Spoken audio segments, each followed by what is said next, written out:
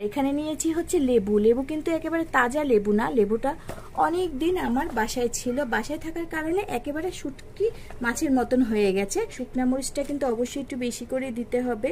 শুকনা মরিচের ঝাঁঝের গন্ধে কিন্তু পোকা আসে না।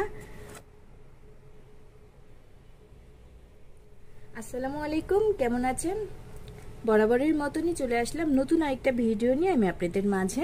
আপনাদেরকে নতুন নতুন ভিডিও দিলে আমার অনেক ভালো লাগে আর অনেক উপকার হয়, সেজন্যই আমি আপনাদেরকে নতুন ভিডিও দেই। আর আমি যেটা বাসায় সব সময় ব্যবহার করে থাকি বা আমি নিজে উপকার পাই, সেটাই কিন্তু আমি আপনাদের সাথে সব সময় শেয়ার করি।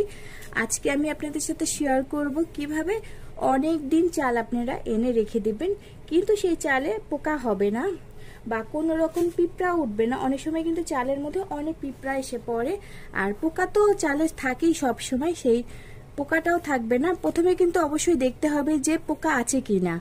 প্রথমে পোকা কিন্তু চালে রাখা যাবে না। তারপরে আমি যা যা দেব আপনারা যদি এভাবেই রাখেন তাহলে কিন্তু পরবর্তীতে আর পোকা হবে না। দেখা গেছে যে অনেকে গ্রামের বাসা দিয়ে বস্তা ধরে চাল নিয়ে আসে, তাদের জন্য কিন্তু এটা অনেক একটা উপকারী ভিডিও।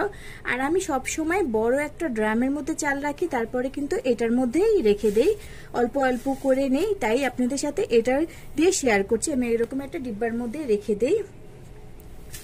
আর এখানে এখন আমি দিয়ে দেব হচ্ছে যা যা নিয়েছি, এখানে সবকিছুই আমি দেব। অবশ্য আমি যেহেতু এখানে অল্প রাখছি, সেখানে কিন্তু আমার অল্প অল্পই দেওয়া লাগবে। আর এখানে আমি নিয়েছি তেজপাতা, শুকনা মরিচ, রসুন, আর এখানে নিয়েছি হচ্ছে লেবু। লেবু কিন্তু একেবারে তাজা লেবু না, লেবুটা অনেক দিন আমার বাসায় ছিল। বাসায় থাকার কারণে একেবারে শুটকি মাছের মতন হয়ে গেছে। এখন এই লেবুটা যদি আপনারা চালের মধ্যে দেন অনেক উপকার পাবেন।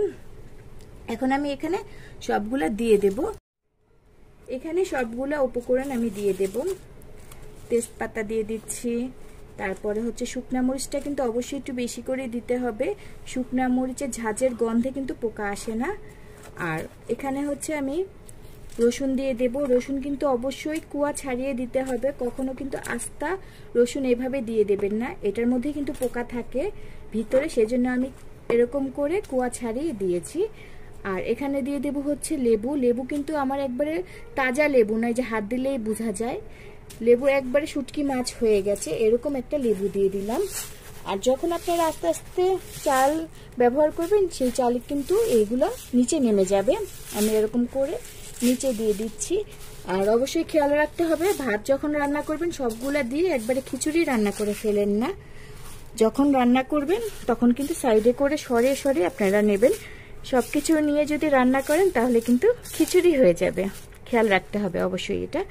আমি এভাবে একটু ঝাঁকিয়ে দিচ্ছি যাতে সবগুলো একটু নিচে নিচে জায়গা।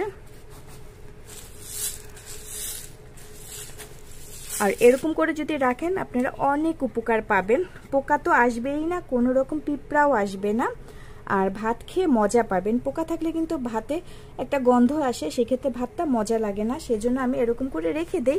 আর এগুলো কিন্তু নষ্ট হয় না, পরবর্তীতে আপনারা ইউজও করতে পারবেন। সেজন্য নষ্ট যেহেতু হয় না, আপনারা চাইলে বেশি করে দিয়েও রেখে দিতে পারবেন। আর আমাদের এই ভিডিওটা যদি আপনাদের কাছে ভালো লেগে থাকে তাহলে অবশ্যই লাইক, কমেন্ট আর শেয়ার করতে ভুলবেন না। পরবর্তীতে নতুন আরেক ভিডিও নিয়ে চলে আসবো। সেই পর্যন্ত সবাই ভালো থাকবেন, সুস্থ থাকবেন। আল্লাহ হাফেজ।